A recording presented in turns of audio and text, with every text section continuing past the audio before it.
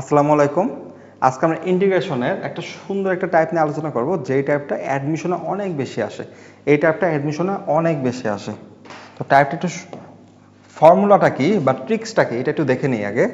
যে এখানে দেখো ইন্টিগ্রেশন অফ e⁻²x, আর এখানে একটা রাশি দেওয়া আছে। তো এটা কিভাবে প্রকাশ করব দেখো, integration of e⁻x e⁻x into a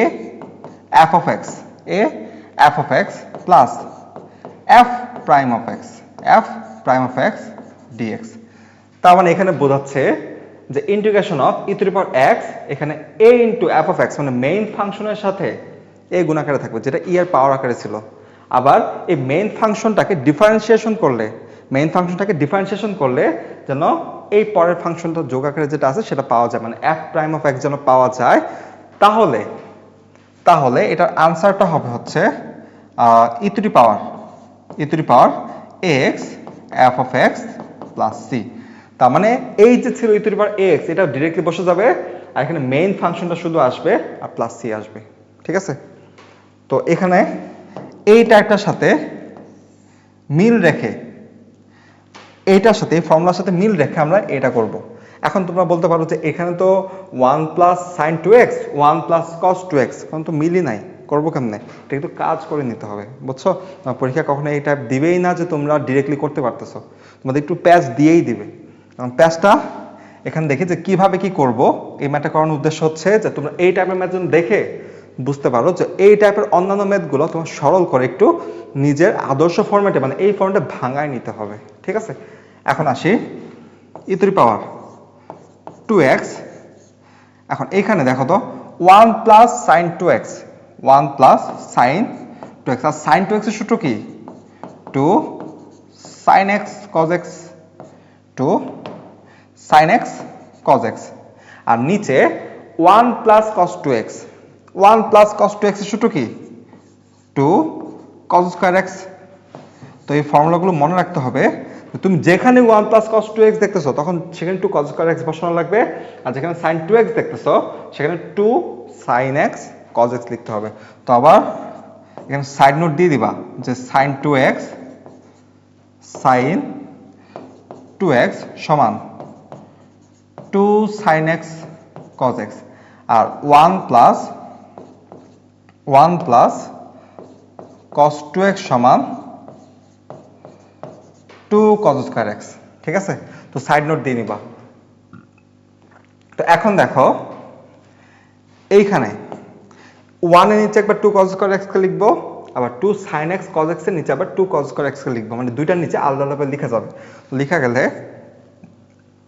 তো লেখা গেলে e⁻²x এখানে 1 নিচে যখন লিখবো তখন 1/2 cos স্কয়ার x প্লাস এটার নিচে যখন লিখবো তখন 2 sin x cos x divided by 2 cos square x। এখানে দেখো, এখানে লসাগু করলে আবার আগেরটাই চলে আসে, মানে কোনো পরিবর্তন হয়নি। এখন পরের লাইনে আসি, e⁻²x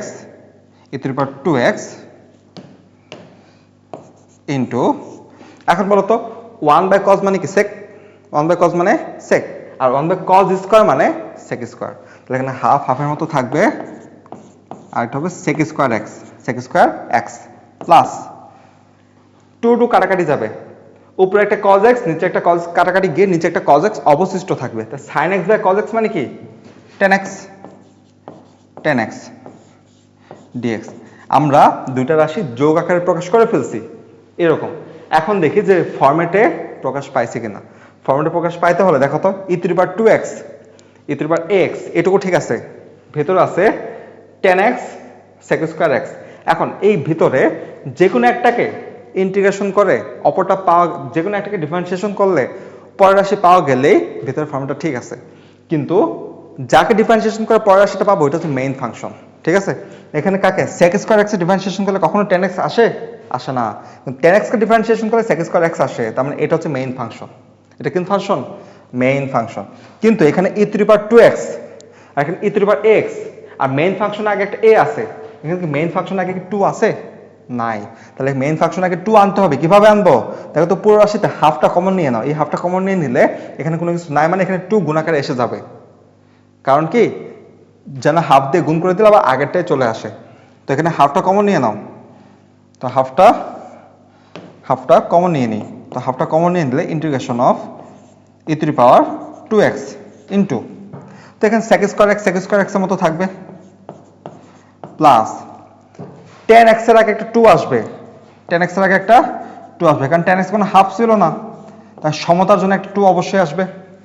এখন বলো এটা হচ্ছে f of x, এটা হচ্ছে f of x, এটা হচ্ছে a, এটা হচ্ছে a, e to the power ax into 2 মানে a tan x মানে a f of x, আর tan কে ডিফারেন্সিয়েশন করলে যেহেতু sec স্কয়ার x পাওয়া যায়, তো f of x আর এটা হবে f prime of x। তাহলে এখানে f prime of x। দেখো তো এখানে এই ফরম্যাটটা আর এইটা একদম সেম টু সেম মিলে গেছে না? তাহলে এখানে অবশ্যই সূত্র ফেলা যাবে না? যাবে। তাহলে পরের লাইনে কি লিখবো, যে হাফ, এখানে কি আসবে, যে ই টু দি পাওয়ার ফাংশনটা ডিরেক্টলি যেমন আছে তেমনই চলে আসবে, আর মেইন ফাংশনটা আসবে, মেইন ফাংশন কি, tan x, E to the power x tan x plus c, এই হচ্ছে আনসার। ঠিক আছে? তো এইটা করানোর উদ্দেশ্য হচ্ছে যে এইখানে তোমার এই ফর্মুলাটা তো অনেক ইম্পর্টেন্ট, এটা tan স্টার অনেক ইম্পর্টেন্ট। এখন ইম্পর্টেন্ট হলেও তোমার কি রেগুলার ফরম্যাটে সবসময় থাকবে, আদর্শ ফরম্যাটে সবসময় থাকবে না, এইভাবে প্যাটার্নও থাকতে পারে। তো তুমি এটা কি করতে হবে,